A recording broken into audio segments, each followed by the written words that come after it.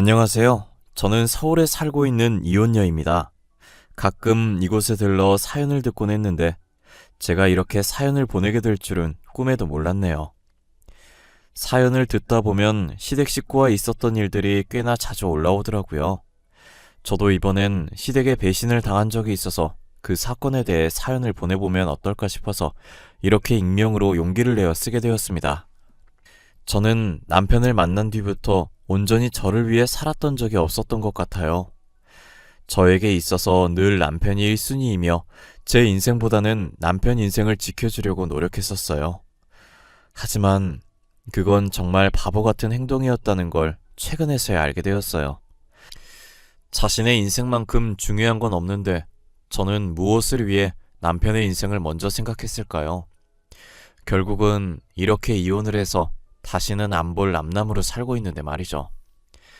저는 대학교 1학년 때 축제에서 저와는 다른 과인 남편을 만나면서 군대도 기다려주고 대학 졸업하고 교사가 될 때까지 옆에서 묵묵히 응원해주고 뒷바라지를 해왔었어요.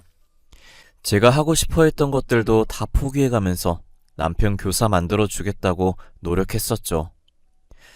학교를 다니면서 각종 아르바이트를 다 했었고 졸업해서도 전공과 전혀 다른 일을 해왔었어요. 오로지 남편의 교사직을 목표로 두고 말이에요.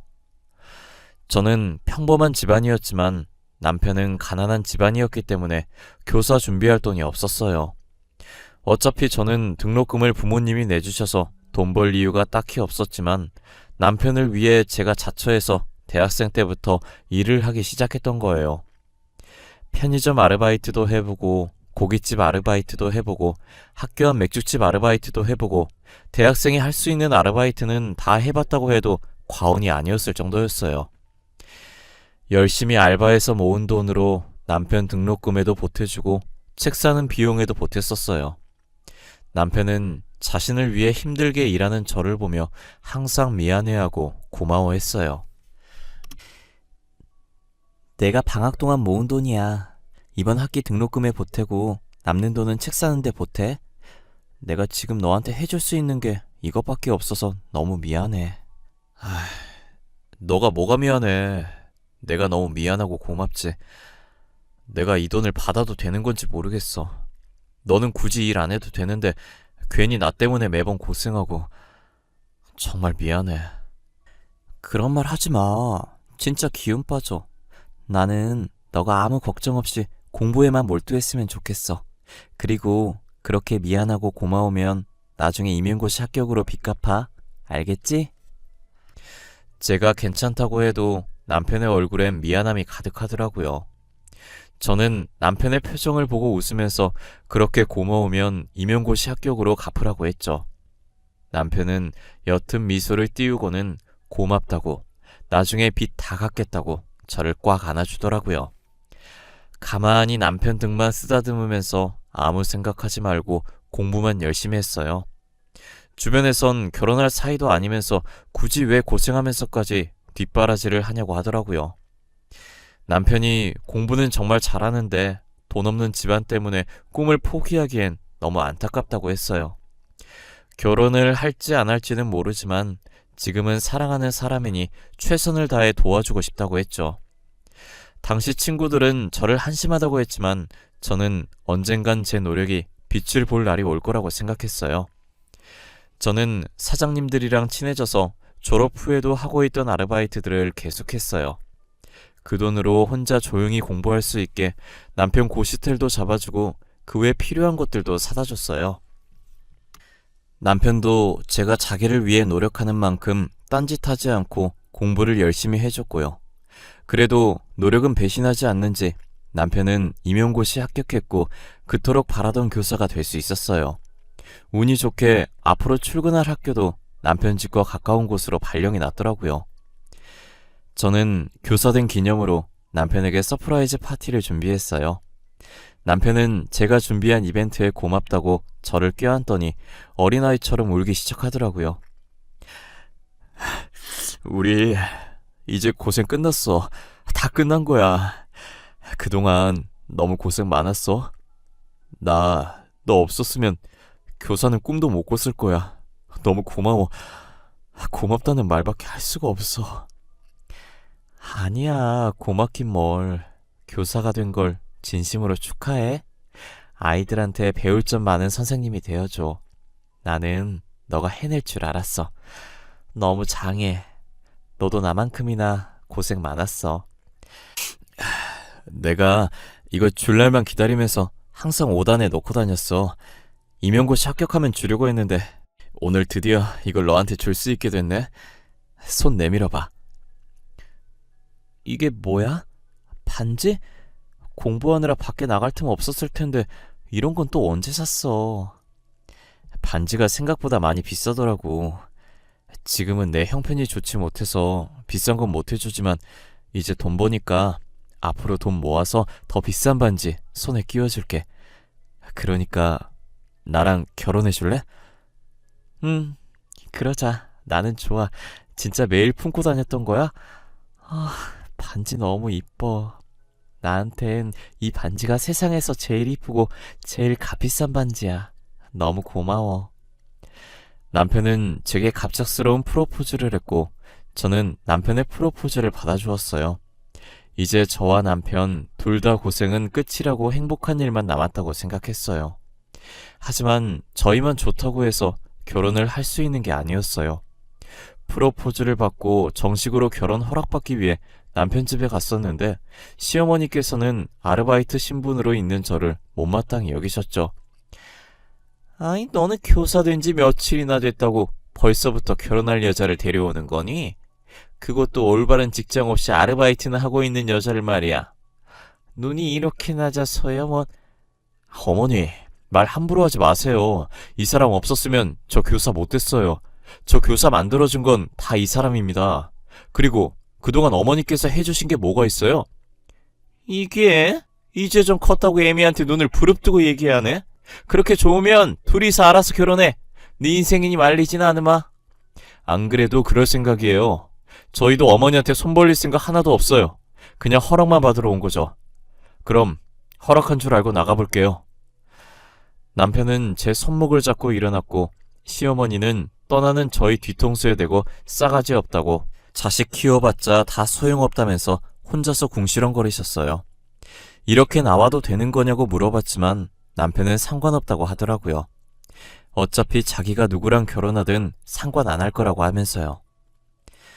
편치 않은 마음으로 저희 부모님께 인사드리러 갔고 저희 부모님은 시어머니와 달리 제가 좋으면 된 거라고 남편과의 결혼을 흔쾌히 허락해 주셨어요. 저희는 모아둔 돈이 없었기 때문에 결혼식 없이 혼인신고만 먼저 하고 저희 부모님 도움으로 자가는 아니지만 전셋집을 구해 신혼집으로 꾸미며 살았어요. 저는 그날 남편이 그러고 나와서 시어머니와 다시는 마주칠 일이 없을 줄 알았어요. 하지만 저희 집을 어떻게 아셨는지 찾아오셔서는 배고프다고 저보고 밥을 차리라고 하더라고요. 어찌됐든 남편을 낳아주신 분이고 제 시어머니이기도 하니 밥을 준비했어요. 예, 너는 요리할 줄 모르니? 간이 하나도 안 되어 있잖아. 이런 걸 우리 아들한테 먹이는 거야? 변변한 직장이 없으면 집안일이라도 잘해야 할 거 아니야? 저희 둘 다 싱겁게 먹어서 일부러 간을 약하게 한 거예요. 입맛에 안 맞으면 제가 다시 간해서 드릴게요. 이리 주세요. 됐어. 그냥 먹지 뭐. 너 교사 남편이랑 사는 거 쉬운 거 아니다. 그러니까 잘해. 아르바이트나 하는 네가 우리 아들 만난 건 아주 봉 잡은 거지. 안 그러니? 어머님, 저도 남편 교사 만드느라 고생 많이 했어요. 저도 날로 먹은 거 아니에요. 이 못 배워먹은 게 시애미한테 따박따박. 야, 다 우리 아들이 잘나서 교사 된 거야. 우리 아들 머리 좋아서 교사 된 거라고. 이게 어디서 기어오르려고 해? 입 아프게 말해봤자 시어머니랑은 말이 안 통할 것 같아서 대충 네네 하면서 대답만 해줬어요. 시어머니는 계속 저희 집에 찾아와서 이런 식으로 밥 내놓으라 하고 제 속을 뒤집어 놓고 가셨죠. 저는 뒤늦게라도 하고 싶은 공부를 하려고 남편과 의논해서 일을 쉬고 있었어요. 하지만 시어머니께서는 이미 그 나이면 늦었는데 해서 뭐하냐면서 아까운 시간만 버리는 거라고 차라리 그 시간에 일해서 돈이나 벌려며 딴지를 걸면서 공부를 못하게 하더라고요. 결국 저는 시어머니 잔소리 듣는 게 싫어서 다시 아르바이트를 시작했고 사무직으로 취업하기 위해 틈틈이 시간 날 때마다 자격증 공부를 했어요. 그렇게 반년 뒤 필요한 자격증들을 다 따서 겨우겨우 중소기업에 들어갈 수 있었어요. 중소기업에 경력이 없어서 남들보다는 월급은 많이 적었지만 아무래도 사무직이다 보니 하루 종일 앉아서 일하니까 음식점 아르바이트 할 때보다 몸이 훨씬 편했어요. 이래서 다들 회사에 들어가려고 난리구나 라는 생각을 했죠. 저는 빨리 진급해서 월급이 올랐으면 하는 바람에 선배한테 많이 배우려고 하고 남들이 하기 싫어하는 일도 맡아서 하고 회사를 정말 열심히 다녔어요. 그렇게 빠르게 회사에 적응을 해나갔고 남편도 학교에서 열심히 일하면서 저희는 여느 맞벌이 부부들처럼 안정적인 생활을 하기 시작했어요. 하지만 제가 다니는 회사가 정말 작은 회사다 보니 진급을 해도 월급이 적더라고요. 그래서 경력을 쌓아서 조금 큰 회사에 들어가야겠다는 목표를 새롭게 잡았어요. 저희는 집을 자가로 사기 전까지 아이도 만들지 않기로 합의했었어요. 하루라도 빨리 저희 명의로 된 집을 가지기 위해 휴지 한 칸도 아껴 썼어요. 하지만 어느 순간부터 남편이 집에 늦게 들어오기 시작하더라고요. 술을 마신 것 같진 않은데 온전한 정신으로 매번 귀가 시간이 늦어졌어요. 요새 자꾸 늦게 오는데 무슨 일 있냐고 물어도 다른 선생님한테 돈 문제로 고민 상담하다 보니 얘기가 길어졌다고 하는 거예요. 당신 요즘 왜 이렇게 집에 늦게 와? 술 먹는 건 아닌 것 같은데. 당신 학교에 무슨 일이라도 있는 거야? 얼굴도 안 좋아 보여. 그냥 다른 선생님한테 고민 상담하다 보니 얘기가 길어졌네. 요즘 둘 다 돈 문제로 고민이 많거든. 그 선생님도 집 살려고 우리처럼 아등바등 하더라고. 아, 그래? 하긴 요즘 서울에서 집 구하기가 하늘의 별 따기지. 돈도 돈이지만 아예 집이 없으니까. 그 선생님도 머릿속이 많이 복잡하시겠네. 그래서 퇴근하면 둘이서 이야기하느라 시간 가는 줄 모른다니까. 그래도 우리는 둘이서 돈 버는데 그 선생님은 혼자라 더 힘들 거야. 아, 아직 결혼 안 하셨나 봐. 혼자서 힘들 텐데 집 살려고 열심히 사시네. 진짜 대단하시다. 우리도 그렇게 열심히 살면 얼른 집 살 수 있을 거야. 돈 때문에 너무 스트레스 받지 마. 여보, 혹시 내가 내일 술 좀 마시면서 얘기하려고 하는데 돈 좀 줄 수 있어? 용돈이 다 떨어져서 돈이 없네. 10만 원만 줄 수 있을까? 아직 중순밖에 안 됐는데 벌써 돈이 다 떨어졌어? 알겠어. 내일 출근할 때 10만 원 줄게. 그렇게라도 스트레스 풀어야지. 내일은 당신이 그 선생님한테 한턱 쏴. 저는 몰랐었는데 남편이 집 문제로 꽤나 스트레스를 많이 받는 것 같았어요. 그렇게 동료 선생님과 같이 한잔하면서 속 좀 풀라고 조금씩 돈을 줬었어요. 그런데 그게 습관이 된 것 마냥 계속 이런 약속 저런 약속이 있다며 돈을 달라더라고요. 그렇다고 큰 돈을 요구하는 것이 아니라서 아껴 쓰라고 하면서 매번 달라는 대로 줬었던 것 같아요. 제가 자신이 달라는 대로 주기 시작하니까 간이 배 밖으로 나왔는지 금액도 점점 커져가더라고요. 이젠 이유도 말 안 해서 한 번은 왜 그렇게 돈을 자주 많이 달라고 하냐고 하니까 교사보다 교수가 더 좋은 것 같다고 대학 교수 되고 싶어서 준비 중이라고 하는 거예요. 저한테 말했으면 팍팍 지원해줬을 건데 왜 진작 말 안 했냐고 물어보니 괜히 열심히 일하는 저한테 신경 쓸 일 하나 더 쥐어주고 싶지 않았다더라고요. 저는 남편이 교수가 되는 것도 나쁘지 않다고 생각해서 학생 때 임용고시 준비 도와줬던 것처럼 똑같이 제가 쓰는 돈을 더 아껴서 남편을 아낌없이 밀어줬어요. 하지만 교수 되는 것이 좀처럼 쉽지 않은지 저만 보면 한숨을 쉬기 시작하더라고요. 그런 남편의 모습을 보니 제가 돈을 지원해주는 것 말곤 대신 할 수 있는 게 없어서 속상했어요. 거기다 남편이 학교를 옮기게 됐는데 집이랑 거리가 먼 학교로 발령이 난 거예요. 저희가 살던 집이 남편 학교와도 가깝고 제 회사랑도 가까워서 출퇴근하기 좋았거든요. 남편이 제 직장 때문에 선뜻 이사 가자고는 말 못하고 오피스텔을 하나 구하겠다고 하더라고요. 솔직히 저도 남편이 생각한 것처럼 저희 회사가 가까워서 이사 가고 싶은 생각이 없었어요. 그렇다고 남편을 여기서 출퇴근시키자니 왕복 3시간이라 힘들 것 같아서 오피스텔을 구하라고 했죠. 제가 집 구할 때 같이 알아봐 주겠다고 했는데도 굳이 자기가 구하겠다고 더 이상 짐들기 싫다고 하면서 시어머니랑 둘이서 집을 보러 다닌 것 같았어요. 남편에게 용돈 없어서 돈 받아갔었는데 오피스텔 들어갈 돈은 있냐고 제가 보태준다고 하니 시어머니께서 보태주시기로 했다고 한사코 거절하더라고요. 이상하게 남편이 계속 제게 선을 긋는 듯한 느낌이 없지 않았어요. 그렇게 남편이 오피스텔을 구해서 나간 지 3개월이 되었을 때였어요. 저는 다음 날이 주말이어서 간만에 늦게까지 드라마를 보려고 거실에서 TV를 보고 있었어요. 한창 재밌게 보고 있었는데 갑자기 누군가 집 문을 부서질 듯 두드리는 거예요. 이 시간에 올 사람이 없으니 무서워서 인터폰으로 확인해 보니까 남편이 비틀거리면서 서 있더라고요. 놀라서 문을 열어줬는데 남편이 술에 취해서 몸도 잘 못 가누고 그대로 제 쪽으로 쓰러졌어요. 술을 얼마나 마신 건지 남편한테 코를 찌를 듯한 술 냄새가 진동을 하더라고요. 왜 오피스텔에 안 가고 여기 왔냐고 하니 남편은 갈 곳 없다고 여기서 자겠다고 우기는 거예요. 제대로 서 있지도 못하는 상태에서 사기당했다면서 웅얼거리더라고요. 저는 사기라는 말에 계속 추궁했고 혹시나 하는 마음에 남편의 말을 녹음하기 시작했어요.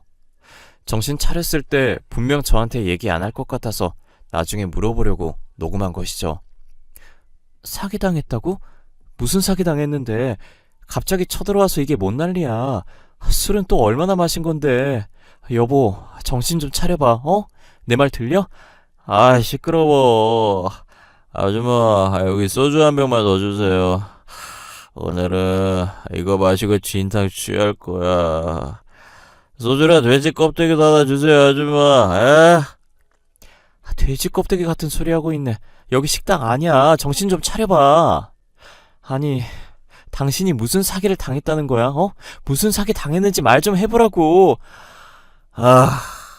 내 돈 다 들고 도망갔어.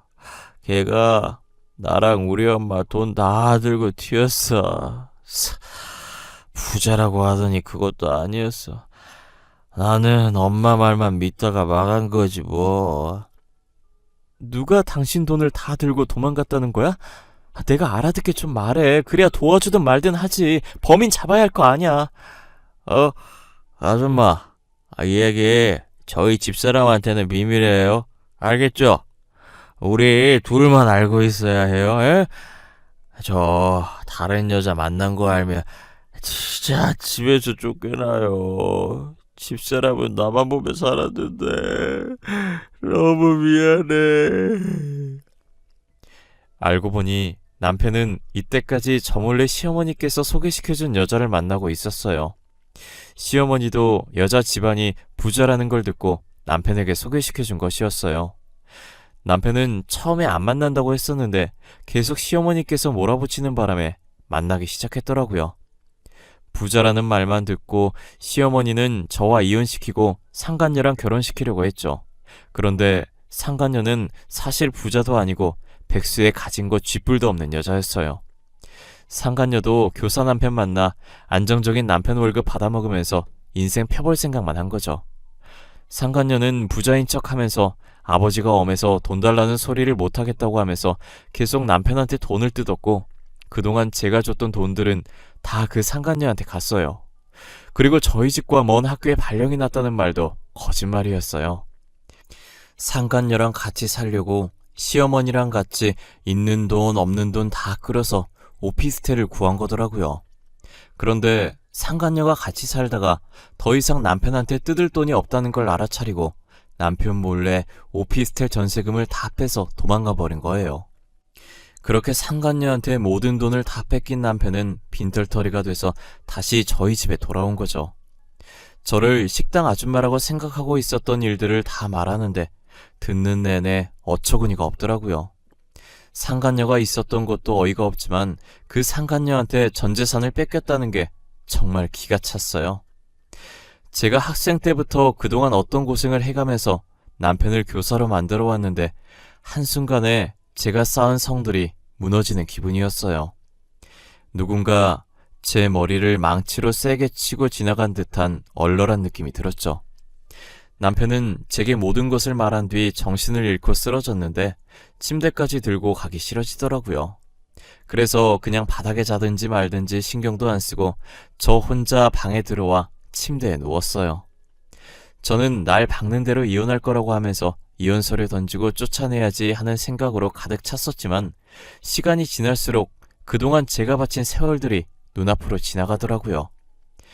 제가 남편을 어떻게 교사 만들었는데 이대로 끝내기엔 너무 아까운 거예요.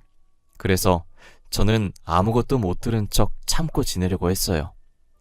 남편은 일어나서 해장국 끓이고 있는 저한테 왜 자기가 여기 있냐고 물어보더라고요. 당신 기억 안 나? 술이 떡이 돼서 와가지곤 나보고 아줌마라고 하질 않나. 오늘 취할 거니까 술이랑 돼지 껍데기 달라고 하질 않나. 가관이었어. 아, 그랬어? 어제 친한 선생님들이랑 같이 회식했었는데 너무 많이 마셨는지 기억이 안 나네. 당신한테 너무 민폐 부렸지. 아, 미안해. 근데 혹시 내가 다른 말은 안 했지? 다른 말? 무슨 말 말하는 거야? 나한테 말하면 안 될 말이라도 있나 봐. 당신 계속 안주 내놓으라고 하고 쓰러졌어. 무거워서 침대까지 못 끌고 가겠더라. 그래서 그냥 뒀어. 아, 잘했어. 무거운데 당신이 굳이 침대까지 들고 갈 필요 없지. 아, 맞지. 아, 그리고 내가 당신한테 말 못할 게 뭐가 있겠어. 그냥 다른 행패 안 부렸나 이런 말이지. 술 달라고 하고 쓰러진 게 다야. 해장국 다 끓였으니까 먹고 당신 집에 가. 당신 학교 근처에서 먹은 거 아냐? 멀리서 여기까지 어떻게 왔대? 저는 끝까지 모르는 척 했지만 같이 마주보며 겸상하기 싫어서 밥만 차려주고 거실로 나왔어요. 남편은 며칠 못 먹은 사람 마냥 허겁지겁 밥을 먹기 시작하더라고요. 그렇게 빠른 속도로 밥을 먹고 전날 청소를 못하고 와서 빨리 집에 가봐야겠다면서 소파에 걸쳐진 정장 자켓을 헐레벌떡 챙기더니 신발도 제대로 못 신은 채 나갔어요. 아마 상간녀가 돈 다 빼서 오피스텔을 못 갈 거고 시어머니 집으로 갔을 거예요. 계속 오피스텔에서 사는 척 연기해야 해서 저희 집에 올 이유가 없으니 저는 어차피 이렇게 따로 사는 거 굳이 이혼할 필요가 없다는 생각이 들었어요. 얼굴 마주쳐서 스트레스 받을 일도 없어서 괜찮을 것 같았거든요. 시어머니는 아직도 제가 모르는 줄 아니까 전화로 당당하게 돈 달라고 하더라고요. 요즘 남편이 혼자 살면서 생활비가 빠듯한지 용돈을 조금 준다고 하면서요. 아가, 나다. 다름이 아니라 요즘 우리 아들이 혼자 살잖니. 근데 생활비가 빠듯한 모양이더라고. 그래서 나한테도 용돈을 조금 주는데 그 돈으로만 생활하려니 너무 힘들구나. 그래서요? 지금 저한테 용돈 달라고 전화하신 거예요? 어머님, 죄송한데 용돈 드릴 돈이 없어요. 저도 제 월급으로 생활하기 빠듯해서요. 아니, 내가 네 월급을 다 달라고 한 것도 아닌데 넌 왜 이렇게 예민하게 받아들이니? 시애미가 며느리한테 수그리고 부탁하는데 너는 그렇게 싸가지 없게 말해야겠어? 죄송해요. 제가 요즘 신경 쓸 일이 있어서 저도 모르게 그렇게 말했나 보네요. 그런데 저 진짜 어머님께 드릴 돈 없어요. 죄송해요. 돈 얘기하실 거면 연락하지 말아주세요.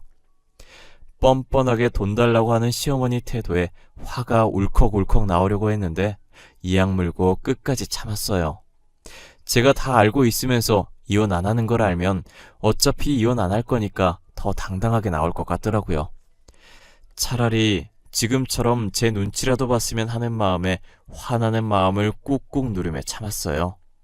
시어머니도 차마 저랑 이혼시키려고 남편한테 상간녀 붙였다가 상간녀가 돈 들고 도망가서 당장 생활할 돈이 없다고 제게 말을 못하니 다시 연락이 안 오더라고요. 그런데 며칠 뒤 자고 있었는데 또 밤늦게 누군가 저희 집 문을 두드리더라고요. 인터폰으로 확인했더니 예상했던 대로 남편이 있었고 이번엔 시어머니도 같이 온 거예요. 문 안 열어주고 싶었는데 시끄럽게 해서 혹시나 옆집 사람한테 피해갈까봐 할 수 없이 문을 열어줬어요. 문이 열리자 우당탕거리며 두 사람이 집 안으로 들어오더라고요. 둘 다 술 먹고 제정신이 아닌 상태에서 거실 한가운데에 주저앉더니 시어머니는 울기 시작하는데 급기야 땅까지 치면서 울더라고요. 아이고, 우리 돈 어떡하면 좋으니? 그 망할 것이 우리 돈을 다 들고 도망갔어. 그게 어떤 돈인데? 우리 집 담보로 대출까지 받은 돈인데. 내 돈, 그동안 모았던 적금까지 깬 돈인데 한순간에 사라졌어. 어떻게 그래? 2억 6천만 원이 걔 이름도 아니고 나도 살면서 그 돈 처음 만져본 건데. 지금 남의 집에서 뭐 하는 거예요? 왜 저희 집 와서 난리냐고요? 다들 아무 잘못도 없는 나한테 왜 이러냐고. 사고는 지들이 쳐놓고 왜 나한테 행패야? 야, 너 여기 있었네. 내 돈 내놔. 내 돈 내놓으라고. 우리 돈 어땠어? 너 그 돈이 어떤 돈인 줄인지 알기나 해? 이 할망구가 진짜 미쳤나? 내 머리 안 놔요? 당장 놔요. 나 진짜 당신들 경찰에 신고할 거야. 당장 놓으라고. 야, 이 사기꾼아, 내 돈 내놔. 내가 너한테 바친 돈이 얼만데? 오피스텔 전세금이랑 이때까지 내가 줬던 돈 다 토해내라고. 시어머니랑 남편은 술에 취해서 저를 상간녀라고 생각하고 제 머리채를 잡았어요. 힘이 어찌나 센지 제 머리를 잡고 있는 손들을 떼려고 해도 안 떼지더라고요. 결국 저는 남편 팔을 깨물었고 남편은 깨문 부위를 감싸면서 제 머리채를 놓았어요. 그리고 시어머니 팔을 힘주면서 잡고 바닥으로 패대기 쳐서 뜯어냈어요. 시어머니가 손이 떨어지면서 제 머리카락도 같이 우수수 떨어지더라고요. 저는 떨어져 있는 머리카락을 보자마자 눈물이 핑 돌기 시작했고 너무 화가 나서 양손으로 시어머니와 남편 머리채를 잡아서 바깥까지 질질 끌었어요. 그리고 그들을 패대기 치고 다시 집에 들어가려고 비밀번호를 입력하는데 언제 쫓아온 건지 남편이 돈 내놓으라면서 제 머리채를 다시 잡더라고요. 저는 팔 안쪽 살을 3개 꼬집어서 남편을 떼어놓고 빠르게 비밀번호를 입력해서 들어왔어요. 문이 닫히는 소리가 들리고 나서야 안심이 돼서 다리에 힘이 풀리더라고요. 어찌나 목소리가 큰지 남편 소리, 지르는 소리, 시어머니 우는 소리가 문 사이로 다 들렸어요. 한참을 시끄럽게 하더니 옆집에 사는 몸집 큰 남자가 나와서 시끄럽다고 소리 지르니 시어머니의 울음소리가 뚝 그치더니 그 뒤로는 고요하게 아무 소리도 안 나더라고요. 저는 남편한테 바친 세월보다 앞으로 살아갈 세월이 더 소중하다는 생각에 이혼을 결심했어요.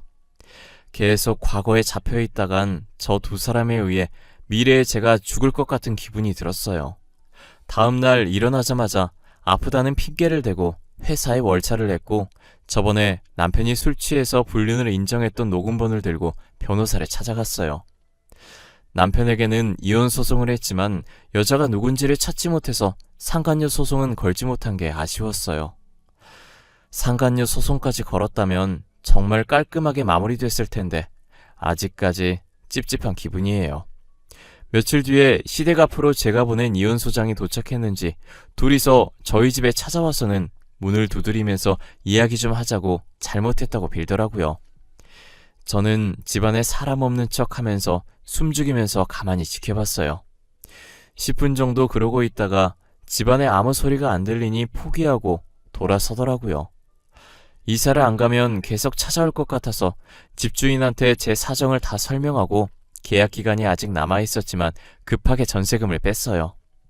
회사 업무 때문에 전화번호는 차마 못 바꾸고 있었는데 시어머니와 남편한테서 전화랑 문자도 계속 오길래 진절머리 나서 결국 휴대폰 번호도 바꿔버렸어요. 그렇게 저는 남편과 이혼을 했고 모든 연락을 다 끊은 상태예요. 상간녀 소송을 못했다는 게 살짝 아쉽긴 하지만 그래도 이혼하고 나니 속이 후련하더라고요. 남보다 제 인생이 더 중요한 것인데 저는 그동안 무엇을 위해서 그렇게 아둥바둥 살았는지 모르겠어요.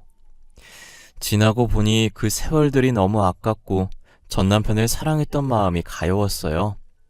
그래도 지금은 전 남편과 있었던 날보다 더 사람답게 살고 있어요. 제가 하고 싶은 것들도 하나씩 해보고 먹고 싶은 것들도 먹으면서 말이죠. 결혼을 일찍 했던 터라 이혼을 했어도 아직 20대 후반의 젊은 나이네요. 저도 이제 과거는 다 잊고 새 출발해보려고 합니다. 여러분들은 돈에 눈멀어서 소중한 사람을 잃지 마시길 바랄게요. 세상엔 돈이 다가 아니고 돈보다 소중한 존재도 많다는 걸 알아주셨으면 합니다. 지금까지 제 사연 들어주셔서 감사하고 늘 건강하세요.